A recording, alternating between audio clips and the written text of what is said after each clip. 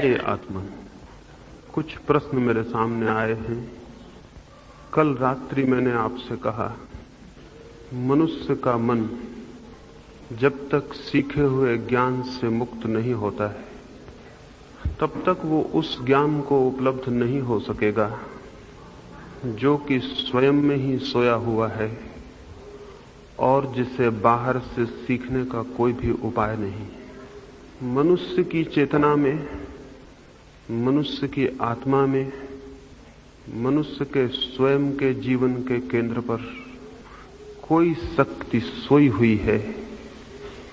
वह जागे तो ही सत्य का ज्ञान उपलब्ध हो सकता है।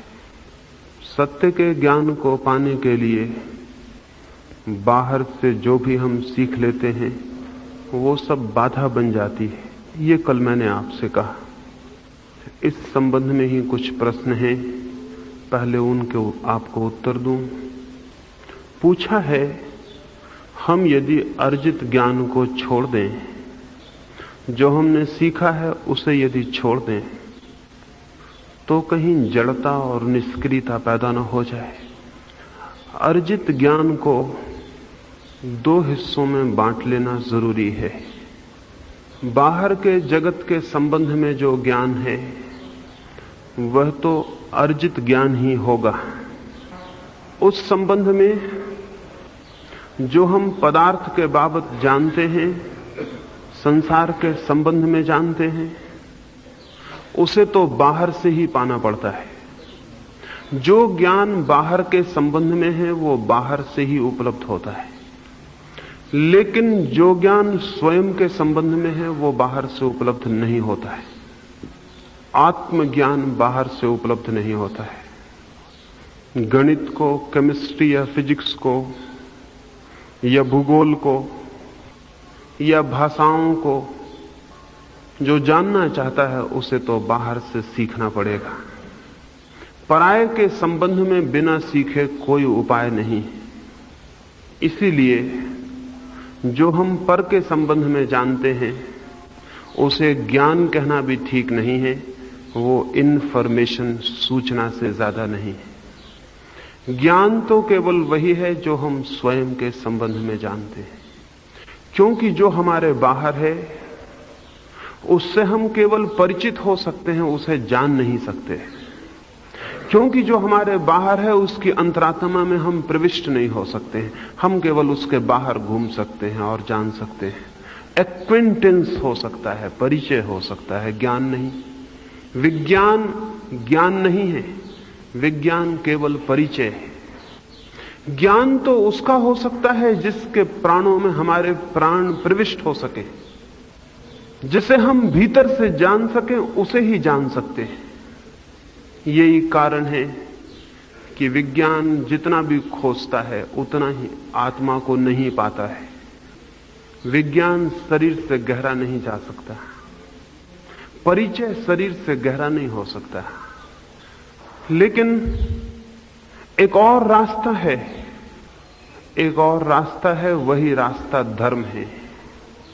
विज्ञान पर का ज्ञान है, धर्म स्वा का। विज्ञान सीखा जा सकता है विद्यालयों में, ग्रंथों से, लेकिन धर्म नहीं सीखा जा सकता।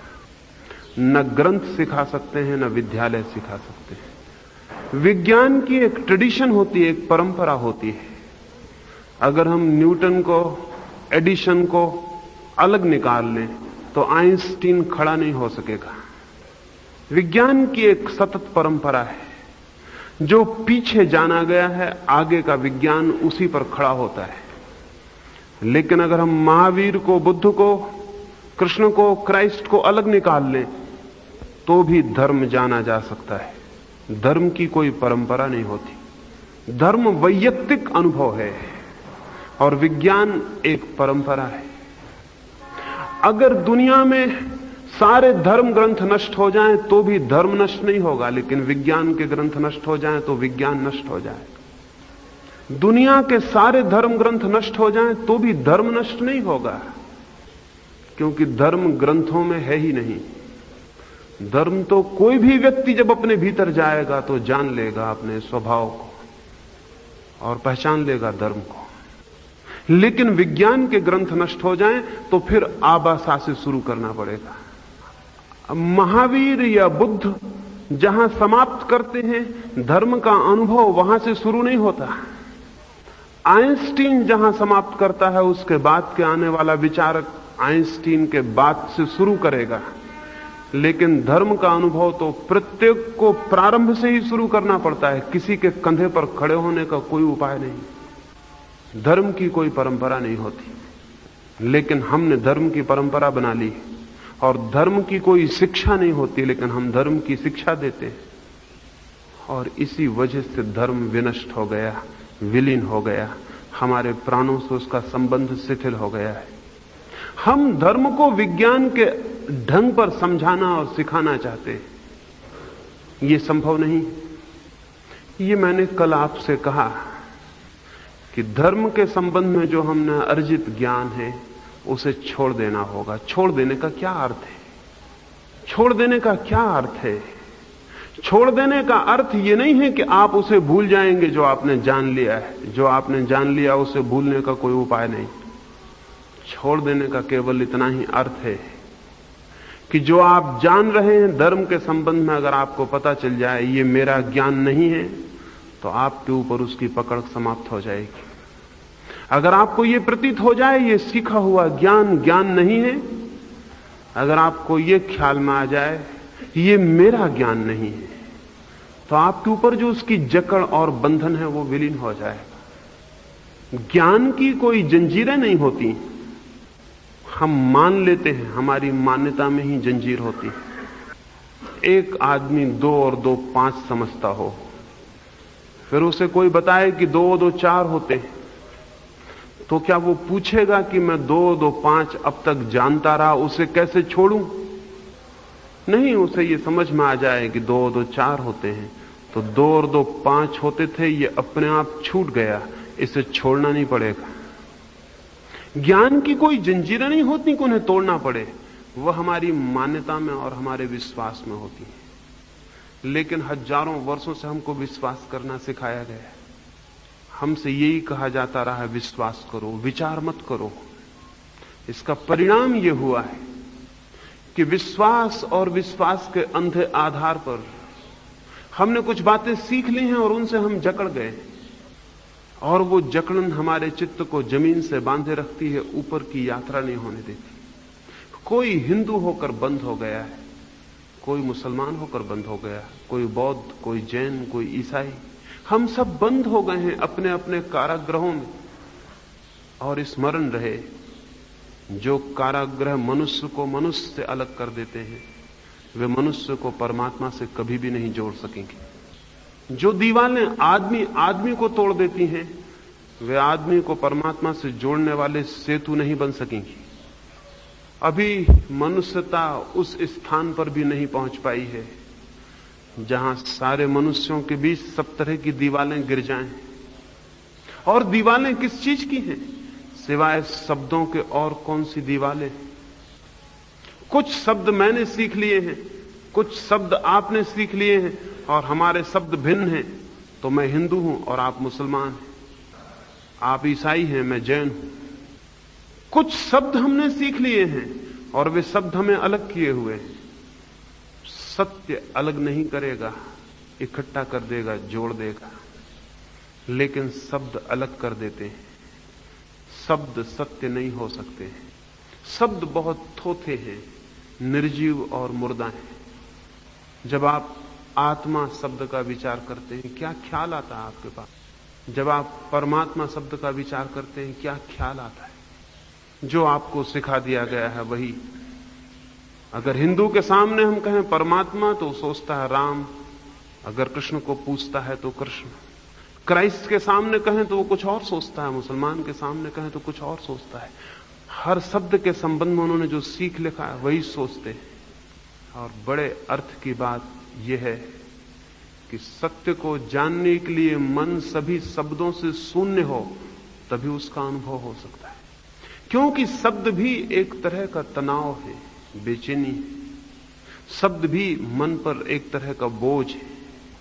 जब सब भांति शब्दों से मन शून्य होता है, तो वैसा ही हो जाता है जैसे झील लहरों से शून्य हो गई हो। एक दर्पण बन जाता है और उस दर्पण में ही अनुभव होता है। शब्द बाधा है और इन शब्दों को हमने विश्वास के आधार पर पकड़ लिया है। किसने आपसे कहा कि ये सत्य है? लेकिन परंपरा कहती है और हम विश्वास कर लेते हैं।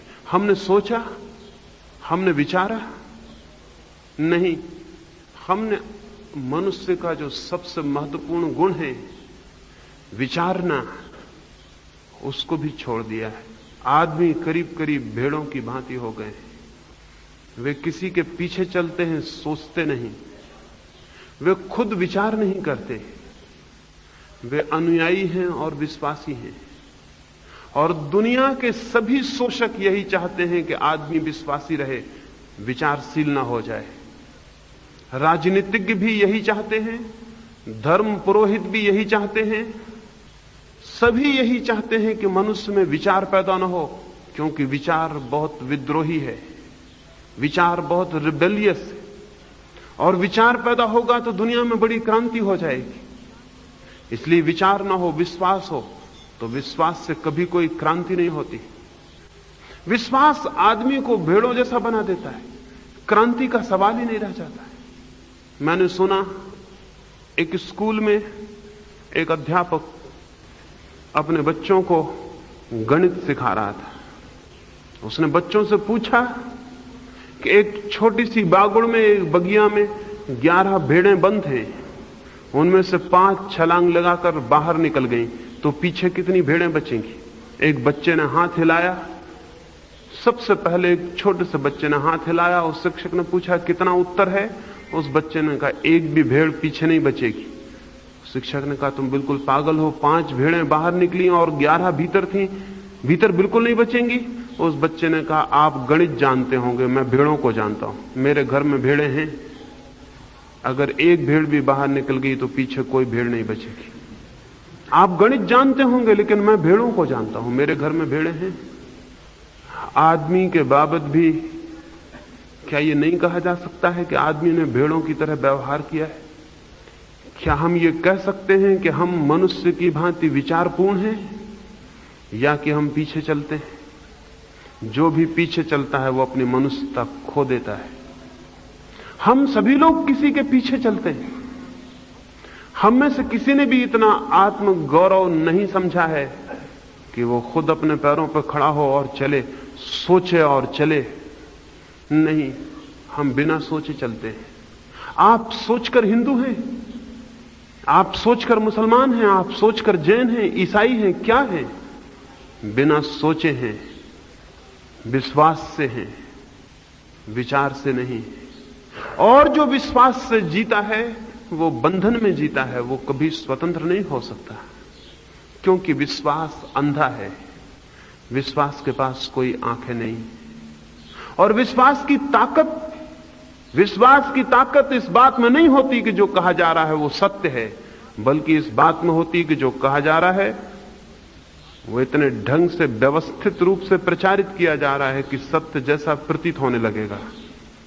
एडोल्फ हिटलर ने अपनी आत्मकथा में लिखा है, ऐसा कोई भी असत्य नहीं है जिसे बार बार दोहरा के लोगों के लिए सत्य न बनाया जा सके। ऐसा कोई भी असत्य नहीं है जिसे बार बार दोहरा के लोगों के लिए सत्य न बनाया जा सके। हिटलर ने लिखा है कि मैंने अपने जीवन में यही जाना, जो असत्य बार बार प्रचारित किया जाता है वो सत्य प्रतीत होने लगता है। बार बार प्रचारित करने से कोई भी बात सत्य प्रतीत होने लगती है। मनुष्य के मन में बार बार दोहराने से कंडीशनिंग पैदा होती, संस्कार पैदा होते हैं और कोई भी बात सत्य मालूम होने लगती है। अगर हम एक मंदिर में रोज पूजा करते हैं और बचपन से हमें यह कहा गया है कि यह पूजा भगवान की पूजा है, तो हमें कभी यह ख्याल भी नहीं उठता कि हम जो पूजा कर रहे हैं वो सच में भगवान की पूजा है या कि हम अपनी ही बनाई हुई किसी मूर्ति को पूज रहे हैं। लेकिन हमें बार बार अगर कहा गया है तो वो हमें सत्य प्रतीत होने लगता है। अब तक ऐसी कोई भी बात नहीं है जो मनुष्य के किसी भी हिस्से को बार बार दोहरा के सत्य न बनाई जा सके। हमारे आधार क्या हैं विश्वास के, सिवाय इसके कि बचपन से कुछ बातें दोहरा दी जाती हैं, और क्या आधार है? जो बच्चा आपके घर में पैदा हुआ है, अगर आप मुसलमान हैं, उस बच्चे को बचपन से ही जैन के घर में रख दें, जवान होकर वो मुसलमान नहीं होगा, जैन होगा। क्यों? वो जैन घर में जो बातें बचपन से सुनेगा, उनको दोहराना खुद भी सीख लेगा, वे उसके मन में बैठ जाएंगी। पावलोव नाम का एक बहुत बड़ा वैज्ञानिक कुछ प्रयोग करता था। वो एक कुत्ते को भोजन कराता था। भोजन लाते ही कुत्ते की जीभ से पानी टपकने लगता था। स्वाभाविक है। पावलोव रोटी देता, साथ में घंटी भी बजाता। 15 दिन बाद उसने रोटी तो नहीं दी, सिर्फ घंटी बजाई। कुत्ते के मुंह से पानी टपकने लगा। घंटी सुन के पानी का टपकना बिल्कुल अस्वाभाविक है, इससे कोई संबंध नहीं है। घंटी बजाने से कुत्ते के मुंह के लार के टपकने का क्या संबंध है? कोई भी संबंध नहीं है। लेकिन 15 दिन के प्रचार से संबंध हो गया। 15 दिन रोटी के साथ घंटी बजती थी, एसोसिएशन हो गया। रोटी और घंटी में संबंध हो गया। घंटी बजती तो कुत्ते को लगता है रोटी आने वाली है। आज रोटी तो नहीं आई, सिर्फ घंटी बजी, लार टपकने लगी। ये प्रचारित सत्य हो गया। रोटी से लार का टपकना तो स्वाभाविक था, लेकिन घंटी से लार का टपकना प्रचारित सत्य हो गया। प्रचार किया गया, 15 दिन तक कुत्ता राजी हो गया। हम सारे लोग भी इसी तरह के प्रचारित सत्यों के भीतर जीते हैं। हमसे कहा जाता है ये मूर्ति भगवान की, तो हमारे हाथ जुड़ने लगते हैं। दूसरे को, हमारे पड़ोसी को कहा जाता है ये मूर्ति भगवान की नहीं है, उसके हाथ नहीं जुड़ते। मूर्ति वही है, एक हाथ जोड़ता है, एक हाथ नहीं जोड़ता। क्यों? क्या फर्क है? एक आदमी मंदिर के सामने से निकलता है तो उसका मन होता है हाथ जोड़ें, दूसरा आदमी निकलता है उसका मन होता है इस मंदिर को तोड़ दें तो धर्म हो जाएगा। हिंदू मुसलमान की मस्जिद तोड़ देना चाहता है, मुसलमान हिंदू का मंदिर तोड़ देना चाहता है। जो एक के लिए धर्म स्थान है वो दूसरे के लिए अधर्म का स्थान बन जाता है। क्यों? प्रचार भिन्न भिन्न है। एक के मन पर एक बात सिखाई गई है, दूसरे के मन को दूसरी बात सिखाई गई। और कुछ भी सिखाया जा सकता है, कैसी भी मूर्खतापूर्ण बात सिखाई जा सकती और हजारों वर्ष तक चलाई जा सकती और लाखों लोग उसको मानते रह सकते हैं। दुनिया का जो पतन, आदमी के जीवन में जो आज इतना अंधकार है, उसका कोई और कारण नहीं है। नास्तिकता कारण नहीं है उस अंधकार का, नहीं विज्ञान का विकास उसका कारण है, नहीं भौतिक समृद्धि का बढ़ जाना उसका कारण है। उसका एकमात्र कारण है 5000 वर्षों से मनुष्य को विश्वास सिखाया जा रहा है, विचार नहीं। मनुष्य के भीतर विचार जड़ हो गया है, उसके भीतर सोचने समझने की क्षमता क्षीण हो गई है। वो केवल मान सकता है, बिलीव कर सकता है, विश्वास कर सकता है, खोज नहीं सकता, जान नहीं सकता, पहचान नहीं सकता, अपनी तरफ से प्रयास नहीं कर सकता। कोई कह दे तो वो मान लेगा, जितनी बड़ी अथॉरिटी हो कहने वाली उतने जल्दी मान लेगा। इसलिए सभी धर्मों के लोग कहते हैं हमारा ग्रंथ खुद भगवान का लिखा हुआ है, बड़ी अथॉरिटी पैदा करते हैं। हमारा ग्रंथ खुद भगवान का लिखा हुआ है, दूसरों के ग्रंथ आदमियों के लिखे हुए हैं। भगवान से बड़ा प्रमाणिक और कौन हो सकता है? प्रचार करने में सुविधा हो जाती।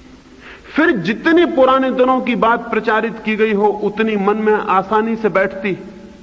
इसलिए हर दुनिया का धर्म कहता है हम सबसे पुराने धर्म हैं, बाकी सब धर्म नए हैं। क्यों? इतना पुराना होने का शौक क्या है? पुराना होने का कारण है, जितनी बात पुरानी हो लोगों को लगती उतनी सच होनी चाहिए, नहीं इतने दिन जिंदा कैसे रहती।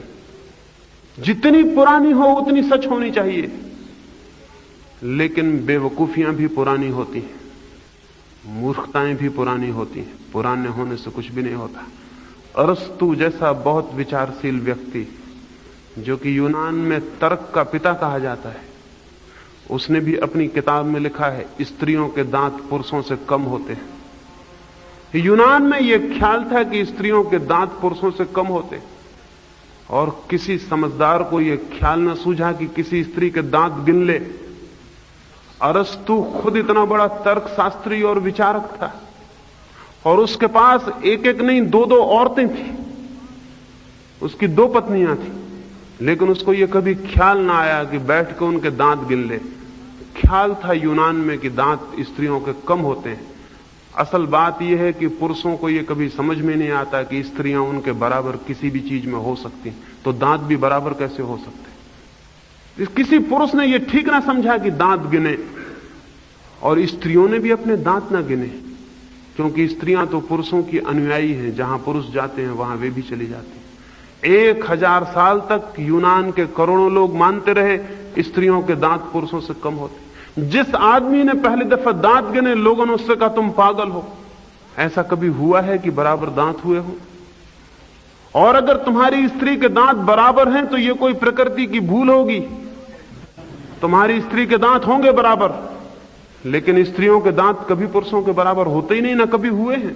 हजारों साल से अरस्तु जैसे विचारक ने लिखा है कि स्त्रियों के दांत कम होते हैं। दुनिया में हजारों तरह के नासमझियां पुरानी होने की वजह से चलती रही, लेकिन किसी ने उन पर संदेह नहीं किया और विचार नहीं किया। और जो विचार करे वो पागल मालूम पड़ेगा, क्योंकि विचार ना करने वालों की भीड़ में एक आदमी जब विचार करता है तो पागल मालूम पड़ता है। जहां सारे लोग एक तरह से सोचते हों, और एक तरह से इसीलिए सोचते हैं कि सोचते ही नहीं हैं। जहां भीड़ खड़ी हो वहां एक आदमी जरा भी पृथक सोचेगा तो उसे खुद भी शक होगा कि मैं कहीं गलत तो नहीं हूं, क्योंकि इतने लोग उस तरफ। भीड़ की अपनी ताकत है, और इसलिए मैं कहता हूं सत्य का भीड़ से कोई संबंध नहीं, और केवल वे ही लोग सत्य को उपलब्ध हो पाते हैं जो भीड़ से मुक्त होने में समर्थ होते। सिखाए हुए ज्ञान से केवल वही मुक्त हो सकता है जो भीड़ के प्रभाव से मुक्त हो जाए। एक कहानी मैंने सुनी। एक राजा के दरबार में एक नया आदमी आया, और उसने उस राजा को कहा कि आप क्या मनुष्यों जैसे वस्त्र पहने हुए हैं, आपके राज्य की सीमाएं नहीं है, करीब करीब पृथ्वी आपके बस में आ गई, और आप मनुष्य जैसे कपड़े पहनते हैं। मैं आपके लिए देवताओं के वस्त्र ला सकता हूं। राजा बहुत प्रभावित हुआ, और उसने कहा कि कितना खर्च होगा? खर्च की कोई फिक्र मत करना, लेकिन देवताओं के वस्त्र जरूर लाओ। उस आदमी ने कहा आज तक पृथ्वी पर देवताओं के वस्त्र नहीं आए, ये पहला मौका होगा, ये तुम पहले आदमी होगे जो देवताओं के वस्त्र पहनेगा। लेकिन तुम्हें आदमियों के वस्त्र शोभा नहीं देते हैं। राजा बहुत योजनाएं बनाने लगा, और उसने उस आदमी को कहा कि देवताओं के वस्त्र लाने की कोशिश करो। हजारों रुपए उस आदमी ने खर्च कर दिए। दरबारियों को शक था कि देवताओं के वस्त्र ना तो कभी देखे गए ना कभी लाए गए, ये आदमी धोखेबाज ना हो। लेकिन निश्चित तिथि पर हजारों रुपए तो उस आदमी ने खर्च किए, लेकिन निश्चित तिथि पर वो एक बड़ी भारी पेटी लेके आ गया दरबार में। तब तो लोग निश्चिंत हो गए कि जरूर वो वस्त्र लाया है। उसने आके दरबार में पेटी रखी, और उसने राजा से कहा मैं पेटी खोलता हूं, आप एक एक वस्त्र अलग करते जाएं, मैं एक एक वस्त्र आपको निकाल के देता जाऊंगा, लेकिन एक शर्त है। देवताओं ने मुझसे चलते वक्त कहा कि ये वस्त्र केवल उसी को दिखाई पड़ेंगे जो अपने ही पिता से पैदा हुआ हो, ये वस्त्र सभी को दिखाई नहीं पड़ेंगे।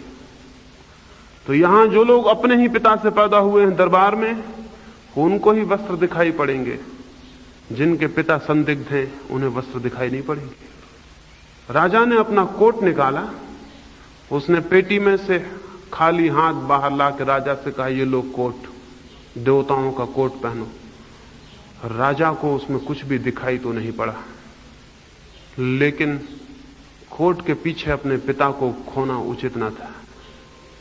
उसने जल्दी से वो कोट पहन लिया जो कि था ही नहीं, और एक एक वस्त्र राजा के वो उतरवाता गया। अब राजा ये भी कहने में मुश्किल पड़ गया कि मैं नग्न हुआ जा रहा हूं। और दरबारी भी ताली पीटने लगे और कहने लगे कितने सुंदर वस्त्र हैं, ऐसे वस्त्र तो कभी देखे नहीं। और सभी दरबारी एक दूसरे से आगे बढ़ के प्रशंसा करने लगे, क्योंकि कौन अपने पिता को संदिग्ध करवाए। सब देख रहे थे राजा नंगा हुआ जा रहा है। आखिर राजा नंगा हो गया, उसके सारे वस्त्र निकलवा दिए गए और देवताओं के वस्त्र पहना दिए गए। राजा देख रहा है कि मैं नंगा हूं, लेकिन सारे दरबारी तालियां पीट रहे हैं और कह रहे हैं कि वस्त्र बहुत सुंदर है। तो राजा ने सोचा, हो सकता है मेरे पिता न रहे हों, और क्या कारण हो सकता है, क्योंकि इतने लोग जब कहते हैं तो ठीक ही कहते होंगे, इतने लोग गलत कहेंगे क्या।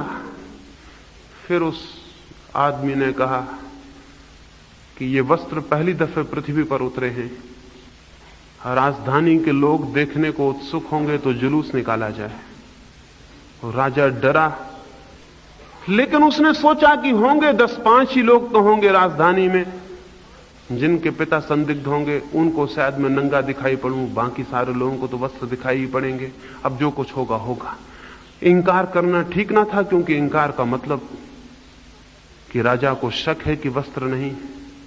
दरबारियों ने भी कहा कि तो बिल्कुल ठीक है। सारे गांव में खबर फैल गई कि राजा ऐसे वस्त्र पहन के निकलने वाला है जो केवल उनको ही दिखाई पड़ेंगे जिनके पिता सच्चे रहे हो।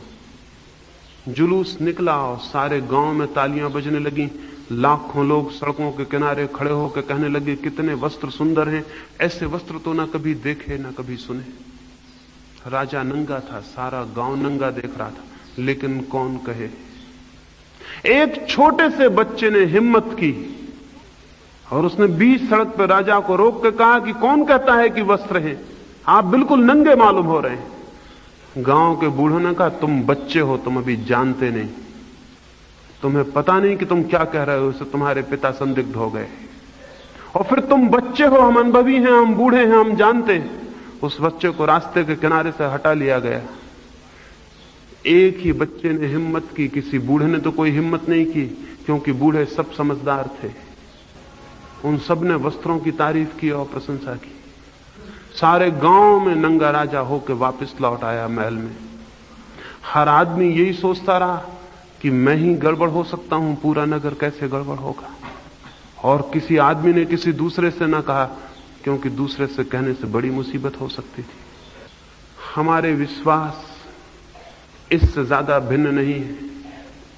हम उन्हें केवल इसलिए पकड़े रहते हैं कि और सारे लोग भी पकड़े हुए हैं। भीड़ चूंकि उन्हें पकड़े हुए है, इसलिए साहस हम में नहीं होता कि हम उन्हें छोड़ दें। और जब हमें मिट्टी की एक मूर्ति के सामने खड़े करके कहा जाता है कि ये भगवान है, तो हमें दिखाई तो पड़ती है मिट्टी की मूर्ति, राजा तो नंगा दिखाई पड़ता है। लेकिन जब सारे लोग कहते हैं कि ये भगवान है और राजा वस्त्र पहने हुए है, तो हम भी हाथ जोड़ते हैं और नमस्कार करते हैं और कहते हैं भगवान है। जो आदमी भीड़ के इस सम्मोहन में, ये जो भीड़ की हिप्नोसिस है, ये जो भीड़ का प्रभाव है, इसमें बह जाता है, वो आदमी कभी सत्य को नहीं खोज पाता है। उसका चित्त कभी इतना साहस नहीं जुटा पाता कि चीजें जैसी हैं उनको वैसा देख सके, चीजें जैसी हैं वैसा उनको देख सके, तथ्य जैसे हैं उनको वैसा देख सके, नग्न और सीधा नहीं। भीड़ का सम्मोहन बहुत गहरा है। और इसीलिए जब भीड़ मजबूत होती है तो व्यक्ति खो जाता है। दंगे फसाद में अगर 1000-2000 आदमी एक मकान में आग लगा रहे हैं तो आप भी सम्मिलित हो जाते। हो सकता था अकेले में आपसे कोई कहता कि इस मकान में आग लगा दो, तो आप कहते ये तो बड़ा बुरा काम है। लेकिन जब 2000 लोग मकान में आग लगा रहे थे तो आप भी सम्मिलित हो गए, क्योंकि 2000 लोगों का सम्मोहन यह कहता है कि आप गलत होगे, 2000 लोग थोड़ी गलत हो सकते हैं। इसलिए दुनिया में जितने बड़े पाप हैं वो व्यक्तिगत आदमी कभी नहीं करते, हमेशा भीड़ में करते। छोटे पाप अलग अलग करते होंगे, बड़े पाप हमेशा भीड़ में करते। दुनिया में छोटे पापों का जुम्मा आदमियों पर कभी नहीं है, भीड़ पर उनका जुम्मा है। भीड़ में आदमी अपनी व्यक्तिगत जिम्मेवारी खो देता है। अभी हिंदुस्तान पाकिस्तान का बंटवारा हुआ, भीड़ ने क्या क्या नहीं किया।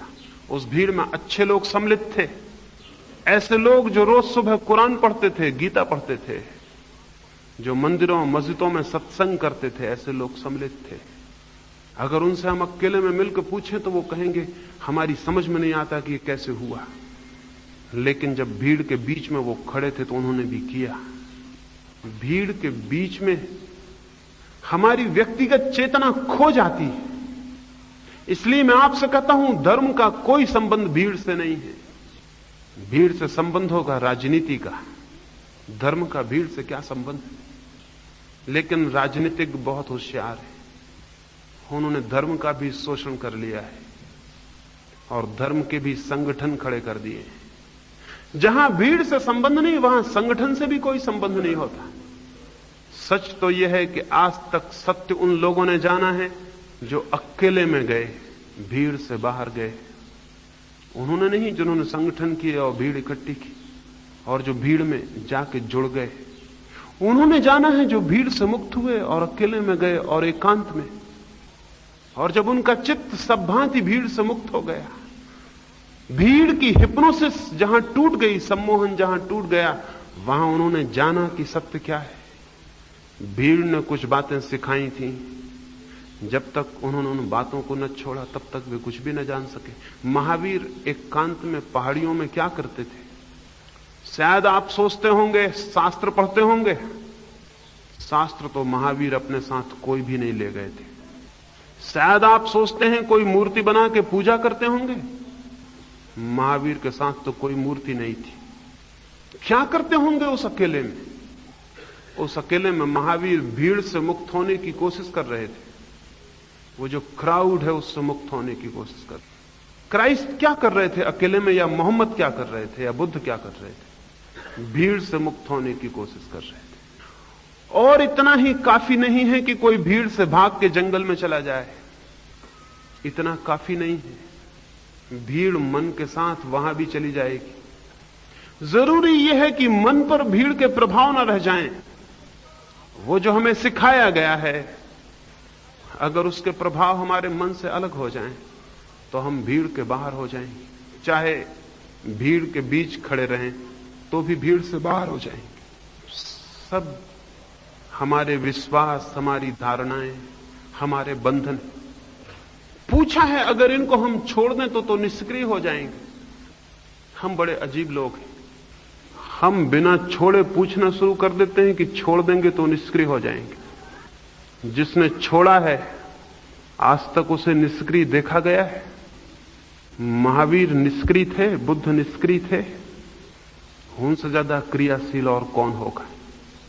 बुद्ध मरने का सूचना कर चुके थे कि आज मैं मर जाऊंगा, और उन्होंने अपने भिक्षुओं से पूछा कि तुम्हें कुछ पूछना हो, अंतिम बात तो पूछ लो, मेरी आखिरी घड़ी आ गई और मैं विदा हो जाऊं। उन भिक्षुओं ने, उनकी आंखों में आंसू थे और उनसे कुछ भी पूछते न बन सका, और बुद्ध एक वृक्ष की ओट में चले गए और आंख बंद करके बैठ गए ताकि वो भीतर डूब सकें और शांति से विलीन हो जाएं। और तभी एक आदमी गांव से भागा हुआ पहुंचा और उसने कहा कि मुझे कुछ पूछना है बुद्ध से।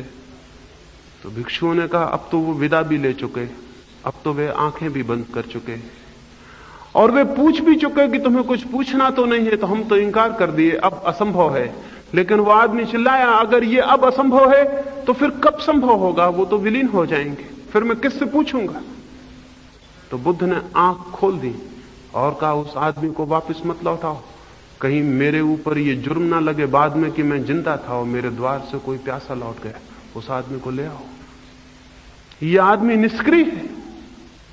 महावीर भाग रहे हैं नंगे और पैदल, गांव गांव गांव गांव। किस लिए दौड़ रहे हैं? कोई इलेक्शन जीतना है? किस लिए भाग रहे हैं? कोई धन इकट्ठा करना है? किस लिए दौड़ रहे हैं? कुछ भीतर पाया है जिसे बांटना है। वो भीतर कोई झरना है जो बढ़ जाना चाहता है। कोई सुगंध है फूल के भीतर, जो फूल खिल जाता है सुगंध बढ़ जाती। निष्क्रिय कौन कहेगा? क्राइस्ट को सूली पर लटका दिया और कहा कि तुम्हें कुछ अंतिम बात कहनी हो तो कहो। तो क्राइस्ट ने कहा, हे परमात्मा, इन सबको माफ कर देना, क्योंकि ये नहीं जानते कि ये क्या कर रहे हैं। तभी और तभी उनके शिष्यों ने समझा कि ये वही आदमी है जिसने कहा था जो बाएं गाल पर चांटा मारे तो तुम दायां उसके सामने कर देना। इसने कहा ही नहीं था, यह आदमी कर भी रहा है। जो लोग इसे सूली पर चढ़ा रहे हैं उनके लिए भगवान से प्रार्थना कर रहा है, इन्हें माफ कर देना। ये नहीं जानते ये क्या कर रहे हैं। मरने की आखिरी घड़ी में भी ये आदमी निष्क्रिय है, कौन कहेगा। सुकरात को जहर दिया जा रहा था। जो आदमी हाथ में प्याला लेके जहर का देने गया उसका हाथ कप रहा था। स्वाभाविक था सुकरात जैसे प्यारे आदमी को जहर देना, लेकिन जल्लाद के ऊपर जिम्मेवारी थी, नौकरी थी। उसका मन तो दुखी हो रहा था, लेकिन उसका हाथ कप रहा था। जहर की प्याली कपती थी। सुकरात ने उससे क्या कहा कि मेरे मित्र, हाथ क्यों कपता है तुम्हारा? हाथ नहीं कपना चाहिए। जो भी हम काम करें उसमें हाथ नहीं कपना चाहिए। वो बोला, मेरा हृदय दुखी है, मैं तुम्हारी मृत्यु का कारण बन रहा हूं। सुकरात ने कहा, तुम पागल हो, तुम्हें यह पता ही नहीं है कि सुकरात मरेगा नहीं, इसलिए बेफिक्र हो जाओ।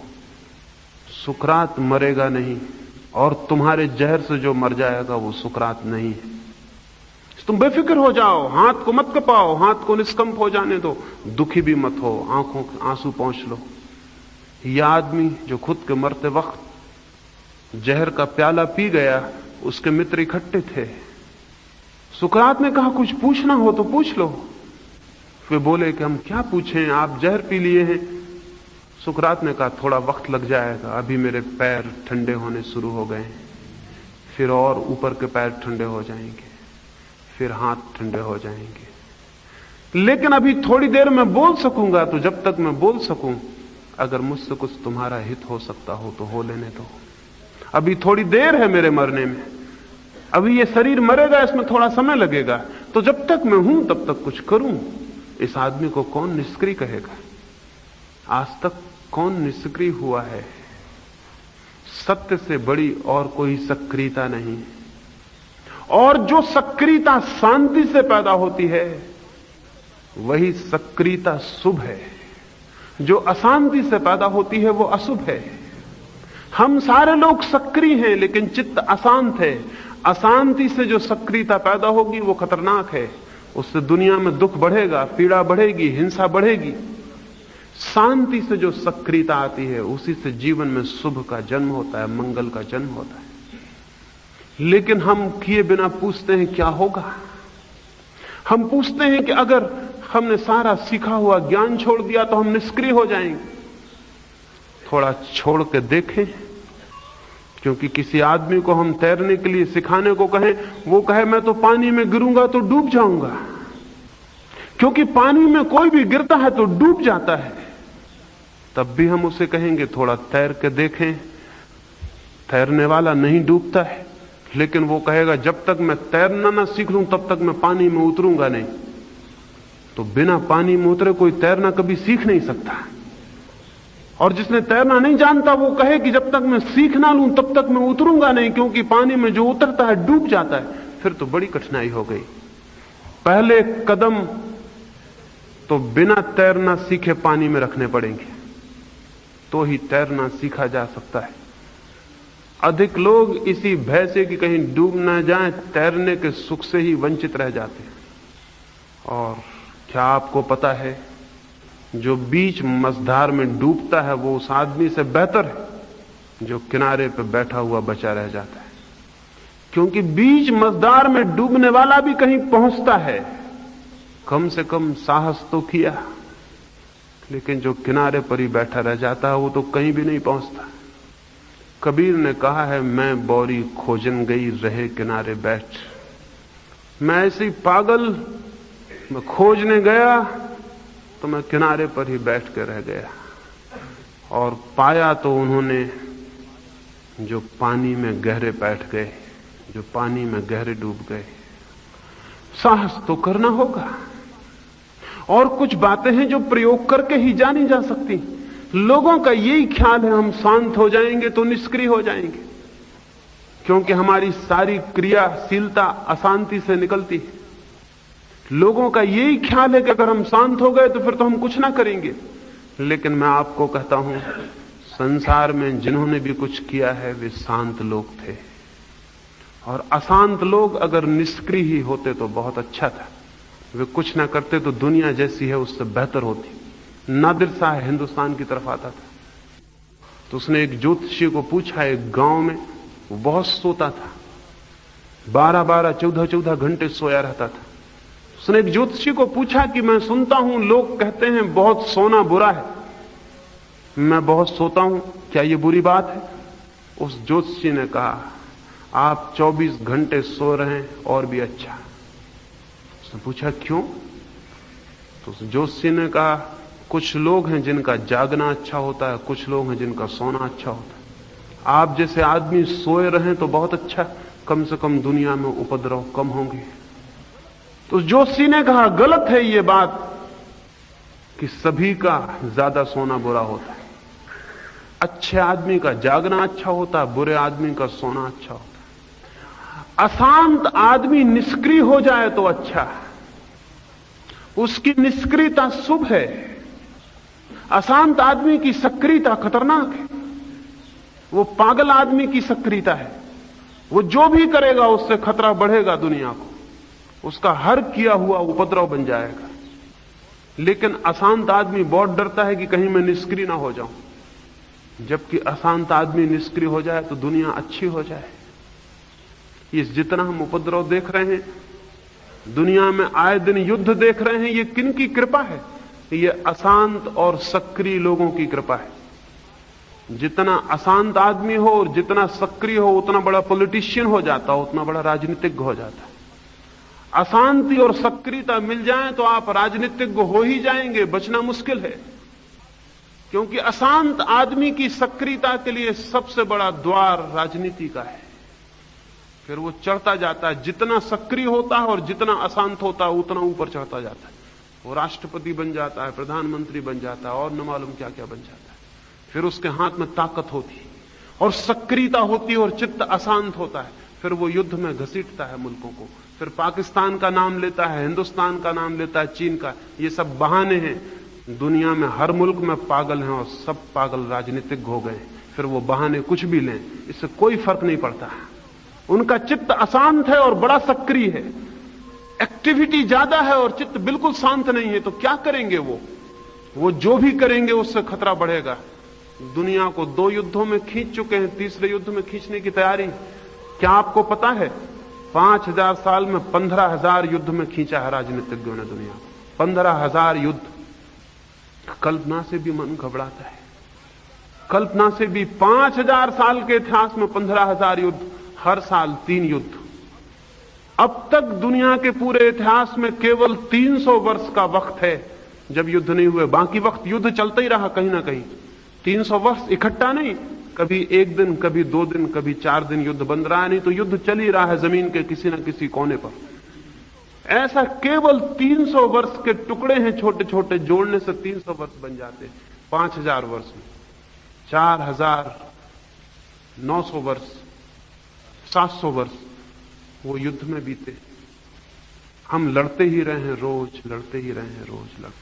और ये भी 300 वर्ष शांति के वर्ष नहीं, ये नए युद्ध की तैयारी का वक्त नहीं। तो नया युद्ध की तैयारी कब करेंगे? तो दुनिया का इतिहास 2 हिस्सों में बांट सकते हैं, युद्ध का समय और युद्ध की तैयारी का समय। शांति आज तक मनुष्य ने नहीं जानी, क्योंकि अशांत आदमी सक्रिय है। तो मैं तो कहता हूं, अगर आप निष्क्रिय हो गए तो बहुत शुभ। भगवान करे आप निष्क्रिय हो जाएं, लेकिन नहीं, शांति अपनी सक्रियता लाती है, अशांति की अपनी सक्रियता है, शांति की अपनी सक्रियता है। अशांति की सक्रियता विक्षिप्तता है, मैडनेस है। शांति की सक्रियता क्रिएटिव होती है, सृजनात्मक होती है। अशांति की सक्रियता डिस्ट्रक्टिव, हिंसा है, तोड़फोड़ है, विनाश है। शांति की सक्रियता सृजनात्मक है, निर्माण करती है, कुछ बनाती है, कुछ विकसित करती है, किसी बीज को पौधे तक पहुंचाती है, किसी पौधे को सुगंध तक पहुंचाती है, कुछ निर्मित करती है। दुनिया में शांत और सक्रिय लोग चाहिए, अभी अशांत और सक्रिय लोग हैं। लेकिन इन सभी अशांत लोगों को यह भय लगता है कि कहीं हम शांत हो गए, हमारी सक्रियता चली जाएगी। निश्चित ही ये सक्रियता चली जाएगी जो अभी है, लेकिन ये चली जानी चाहिए। इसके जाने पर ही एक नई सक्रियता का जन्म होता है। वो नई सक्रियता ही धार्मिक सक्रियता है। तब मनुष्य कुछ निर्मित करता है, कुछ बनाता है। बुद्ध एक पहाड़ पर गए, वहां एक हत्यारे ने उन्हें पकड़ लिया और उस हत्यारे ने कहा कि मैं आपकी गर्दन काटूंगा। मैंने तय किया है कि मैं 1000 लोगों की गर्दन काटूंगा। मैं 999 लोगों को काट चुका हूं, आप 1000 में हैं। लेकिन भिक्षु देखकर मुझे तुम पर दया आती, तुम्हारा निर्दोष चेहरा देखकर मुझे भी दया आती है। तुम लौट जाओ, अगर तुम वापस लौट गए तो मैं तुम्हें छोड़ दूंगा। लेकिन बुद्ध ने कहा, जीवन में क्या कोई कभी वापस लौट सकता है? पीछे लौटने का कोई रास्ता कहां है? बस आगे ही जा सकते हैं, पीछे कैसे लौटेंगे? इसलिए चाहे तुम काटो चाहे कुछ, मैं आगे आता हूं। वह आदमी बहुत हैरान हुआ। बुद्ध उसके सामने आके खड़े हो गए। उसने अपना फरसा उठाया। बुद्ध ने कहा, इसके पहले कि तुम मेरी गर्दन काटो, क्या मरते हुए आदमी की एक इच्छा पूरी कर दोगे? उसने कहा, क्या? बुद्ध ने कहा, ये सामने जो दरख्त लगा है, क्या इसमें से एक छोटी सी शाखा काट के मुझे दे दोगे? उसने अपने फरसे से एक शाखा काट दी और बुद्ध को दे दी। बुद्ध ने कहा, आधा काम तुमने कर दिया, आधा और कर दो, इस शाखा को वापस जोड़ दो। वह आदमी बोला, बड़े पागल मालूम होते हो, तोड़ने तक तो ठीक था, जोड़ना तो बड़ा असंभव है। तो बुद्ध ने कहा, तोड़ तो बच्चे भी सकते थे, कमजोर और काहिल और पागल भी तोड़ सकते थे। इसमें बहादुरी क्या है? इसमें तुम्हारी खूबी क्या है? लेकिन अगर जोड़ सको तो समझना कि तुम पहली दफा कुछ कर रहे हो। अब तुम मेरी गर्दन काट दो। उस आदमी का फरसा नीचे गिर गया। उसने कहा, गर्दन कैसे काटूं? एक भी गर्दन जोड़ नहीं सकता हूं।